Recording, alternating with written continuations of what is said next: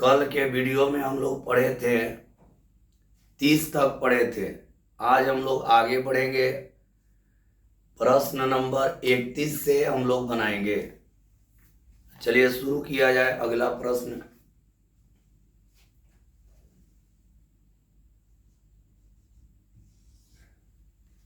इकतीस नंबर, यदि ए into adjoint ए into adjoint ए बराबर 10 0 0 10, तो ए का डिटर्मिनांट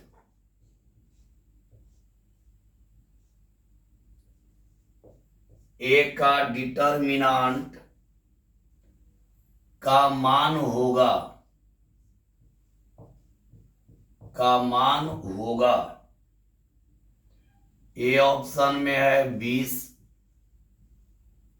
बी ऑप्शन में है 100, सी में है 10 और डी में है 0।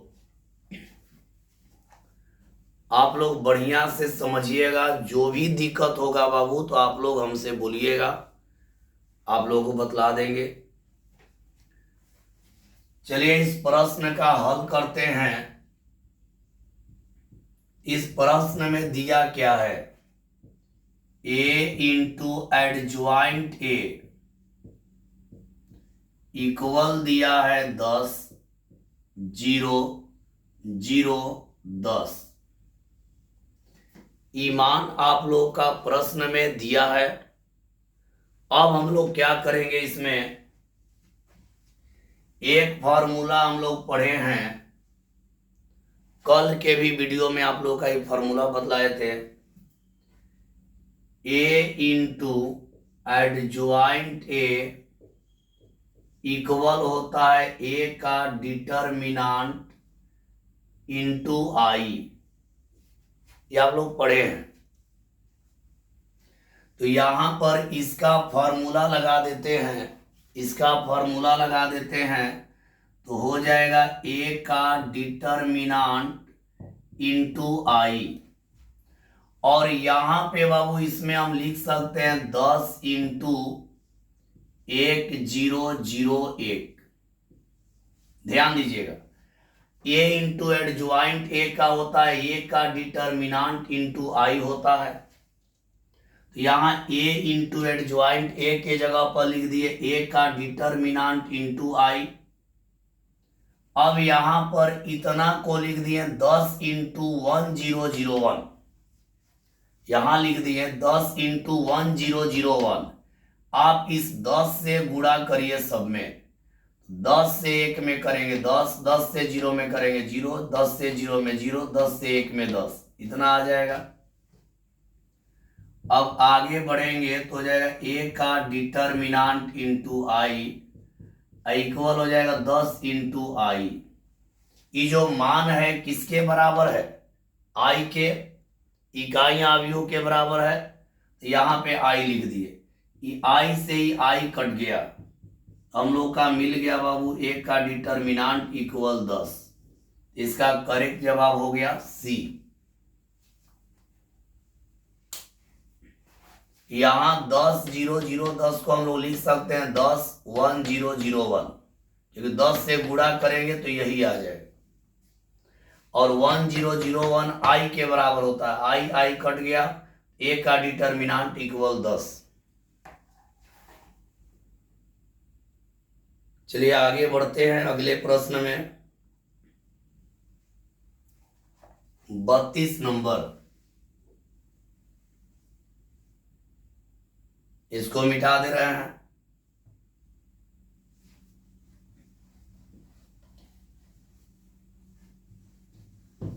ऑब्जेक्टिव बहुत बड़ा बड़ा नहीं बनाना चाहिए, ऐसा बनाइए कि 1 मिनट के अंदर में बन जाए। तो चलिए आप लोग का अगला प्रश्न लेते हैं 32 नंबर। 32 में है, यदि कैपिटल ए एक वर्ग आव्यूह, ए एक वर्ग आव्यूह इस प्रकार है कि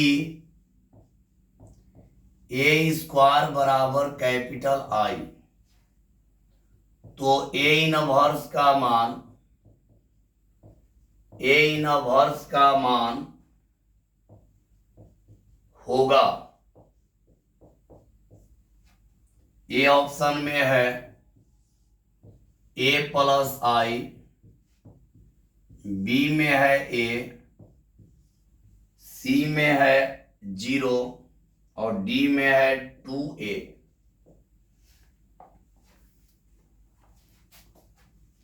आप लोग ध्यान दीजिएगा और बढ़िया समझिएगा। अब यहां पहले हम लोग हल में देखेंगे, यदि ए एक वर्ग आव्यूह इस प्रकार है कि ए स्क्वायर बराबर आई, तो ए इनवर्स का मान होगा। पहले हम इसको ले लेंगे, ए स्क्वायर बराबर आई। मैथ का नियम है कि दोनों तरफ कोई भी कार्य करिएगा मान में कोई बदलाव नहीं पड़ता है। तो यहां हम एक काम कर दे रहे हैं, ए स्क्वायर में ए इनवर्स से गुणा कर दे रहे हैं और इधर भी आई में ए इनवर्स से गुणा कर दे रहे हैं। अगर दोनों तरफ ए इनवर्स से गुणा करेंगे तो मान में कोई परिवर्तन नहीं होगा। तो दोनों तरफ ए इनवर्स से गुणा कर दिए। इसका देखिए आधार सेम है तो पावर आपका जोड़ देंगे, 2 में से 1 गया ए हो जाएगा। और आई में किसी देखिए एक टर्म बतलाए थे कि ए गुणा आई बराबर होता है ए और आई गुणा ए बराबर होता है ए। आई में किसी आव्यूह से गुणा करेंगे तो उसका मान उसी आव्यूह के बराबर होगा। तो यहाँ ए गुणा आई बराबर ए, आई गुणा ए बराबर ए, यहाँ आई गुणा ए इनवर्स बराबर हो जाएगा ए इनवर्स। तो कह रहा था कि ए इनवर्स का मान क्या होगा, ए इनवर्स का मान आपका बी हो गया। चलिए समझ गए होंगे। दोनों तरफ ए इनवर्स से गुणा किए। अगर दोनों तरफ एक ही टर्म से गुणा करते हैं तो मान में कोई प्रभाव नहीं पड़ेगा। चलिए आगे बढ़ते हैं। अगले प्रश्न में हम लोग चलेंगे।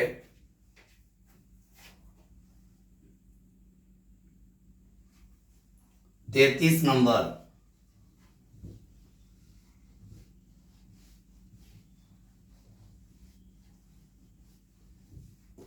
अगला प्रश्न है 33 नंबर। यदि ए बराबर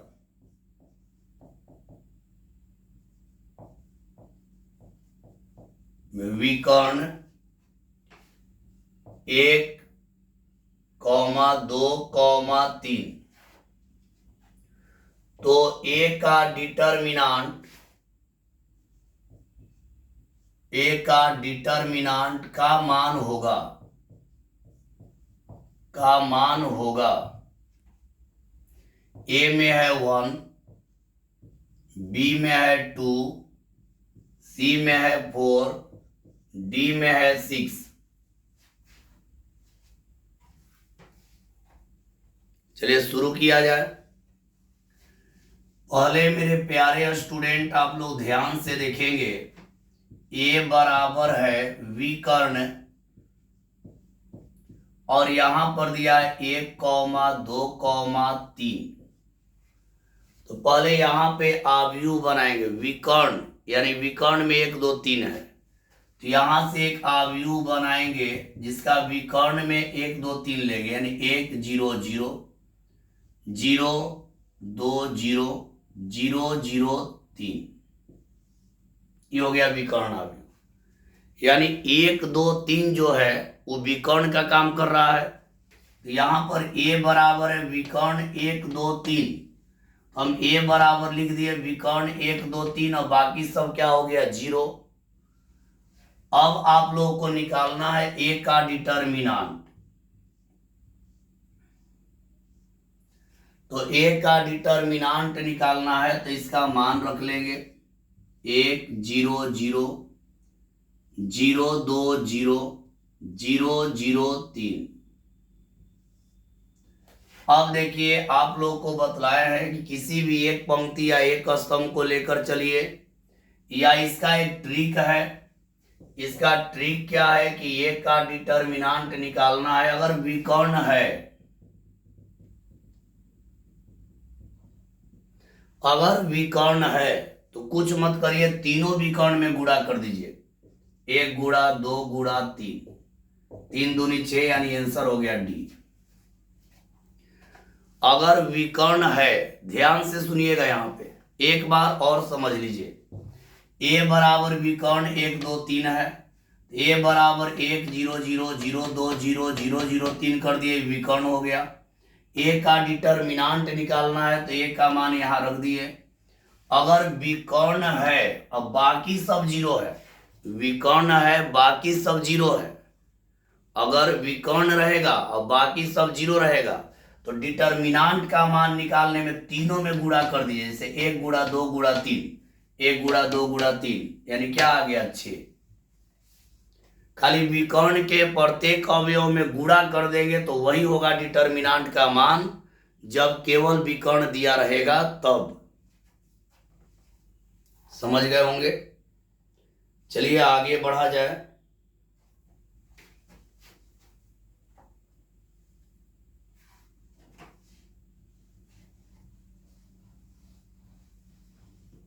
अब अगला में चलते हैं 34 नंबर।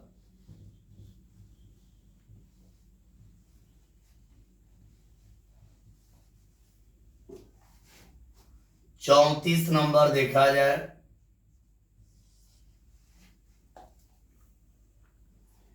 यदि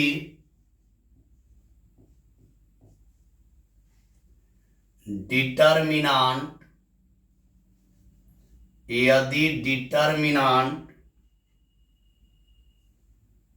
P Q minus Y R minus Z, P minus X Q R minus Z, P minus X Q minus Y R बराबर जीरो, तो P बटा एक्स Q बटा वाई R बटा जेड, नीचे लिख दे रहे हैं, तो के बाद नीचे लिख दे रहे हैं। तो P बटा एक्स प्लस Q बटा वाई प्लस R बटा जेड का मान होगा ए ऑप्शन में है 0, बी ऑप्शन में है 1, सी में है 2 और डी में है 4PQR।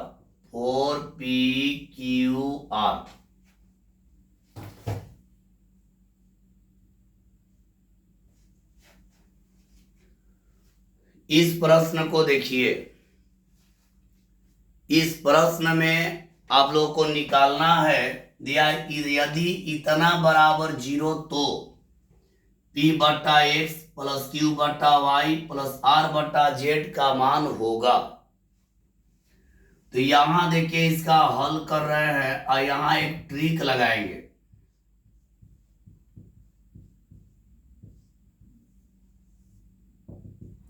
इसका ट्रिक क्या है, अगर ऐसा प्रश्न कभी भी आ जाए तो ऐसा प्रश्न बनाने का ट्रिक क्या होता है बाबू, ध्यान दीजिएगा। किसी एक पंक्ति, देखिए इसका ट्रिक है, किसी एक पंक्ति किसी एक पंक्ति या एक स्तंभ के प्रत्येक सदस्य को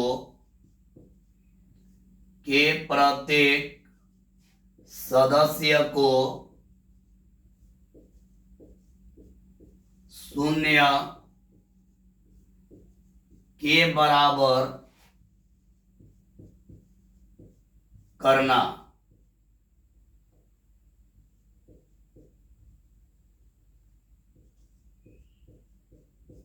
ऐसा प्रश्न बनाने का ट्रिक है, किसी एक पंक्ति या एक स्तंभ के प्रत्येक सदस्य को शून्य के बराबर करना। आप कोई एक पंक्ति ले लीजिए, ऐसा जब भी प्रश्न आएगा तो किसी एक पंक्ति या एक स्तंभ के प्रत्येक सदस्य को 0 के बराबर करेंगे। देखिए यहां बना रहे हैं, हम ई वाला को ले रहे हैं और इसके प्रत्येक सदस्य को 0 कर रहे हैं। पहले p बराबर हो जाएगा 0, फिर होगा q माइनस वाई बराबर 0। देखिए किसी एक पंक्ति या एक स्तंभ के प्रत्येक सदस्य को शून्य के बराबर करना, तो हम इसको शून्य के बराबर कर रहे हैं, p बराबर 0। अब ये वाला ले रहे हैं, q माइनस वाई बराबर 0, तो माइनस वाई बराबर माइनस q, तो y का मान आ गया q। अब क्या लेंगे, तो अगला r माइनस जेड बराबर 0, तो माइनस जेड बराबर माइनस r, ये कट गया, जेड का मान हो गया r। मतलब किसी एक पंक्ति या एक स्तंभ के सभी सदस्यों को 0 कर देना है।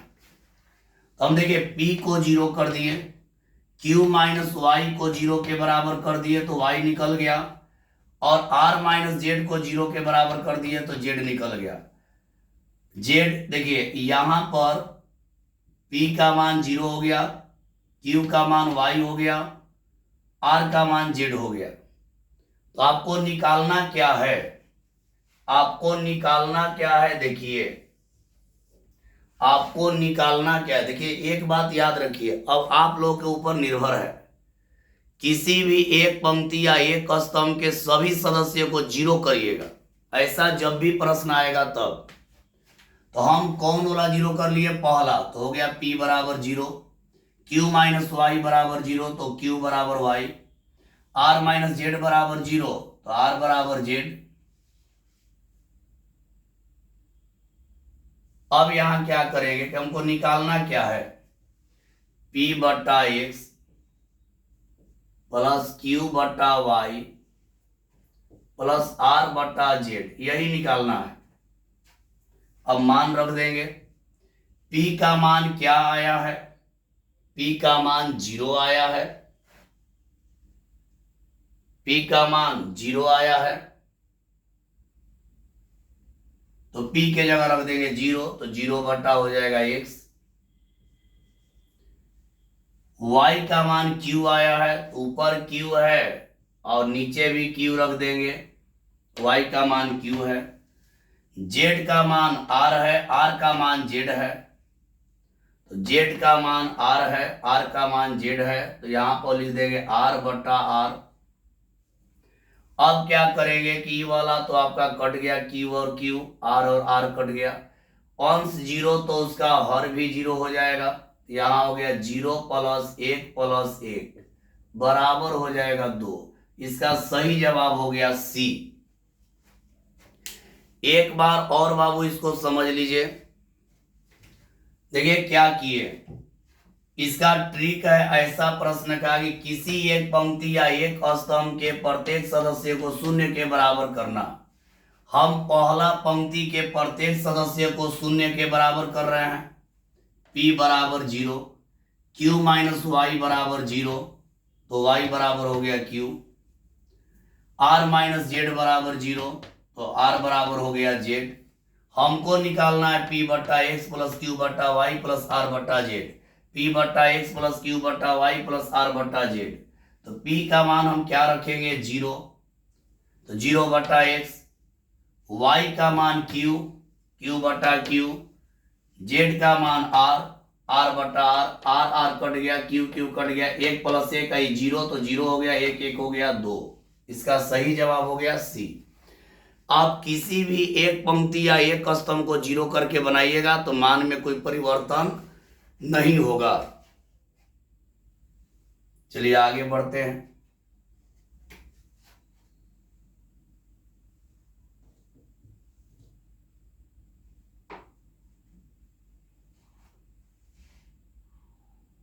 चलिए अगला प्रश्न में चलते हैं, 35 नंबर। अगला प्रश्न हम लोग देखेंगे 35 नंबर।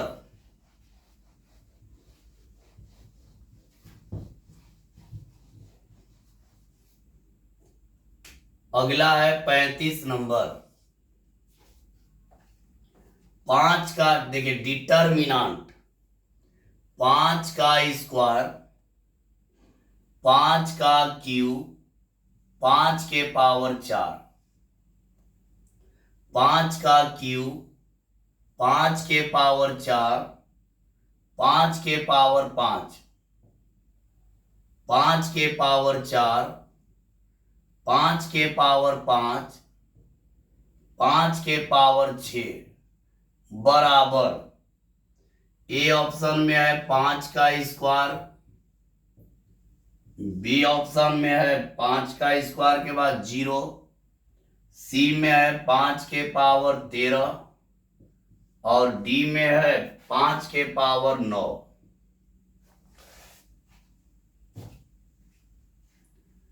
ऐसा प्रश्न का हल करने के लिए सब 5 के पावर है, तो यहां पर ध्यान दीजिए, इसका हल करते हैं। इस पंक्ति में से 5 स्क्वायर कॉमन ले रहे हैं, इसमें से 5 क्यू ले रहे हैं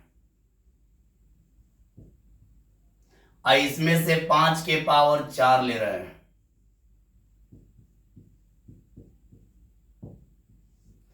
देखिए इस लाइन से हम 5 स्क्वायर ले लिए, देखिए 5 स्क्वायर इसमें से लिए तो 5 स्क्वायर निकल गया तो यहाँ 1 बचा, 5 स्क्वायर निकल गया तो 5 बचा, 5 स्क्वायर निकल गया तो 5 का स्क्वायर बचा। अब ई लाइन से 5 क्यू ले रहे हैं, 5 का क्यू, 5 का क्यू ले लिए तो यहाँ 1 बचा, 5 का क्यू ले लिए तो 5 बचा, 5 का क्यू ले लिए तो 5 का स्क्वायर बचा।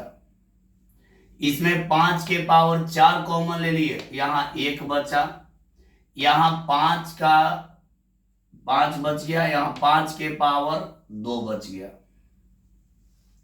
मिलाइए, देखिए 2 को बराबर है तो 2 को बराबर रहेगा किसी भी सारणी। देखिए हम क्या किए, पहला में 5 स्क्वायर कॉमन लिए, दूसरा में 5 क्यू लिए, तीसरा में 5 के पावर 4 लिए, तो यहां देखिए बराबर बराबर आ जा रहा है, तो बराबर बराबर आ जाएगा तो यहाँ 5 स्क्वायर गुणा 5 क्यू गुणा 5 के पावर 4 गुणा 0 हो जाएगा।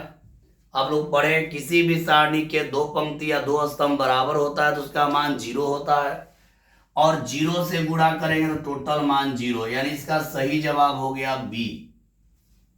इसका सही जवाब बी हो गया मेरे प्यारे स्टूडेंट। बढ़िया से आप लोग समझिएगा और बढ़िया से आप लोग बनाइए, जो दिक्कत हो हमसे बोलिए। चलिए आगे बढ़ते हैं।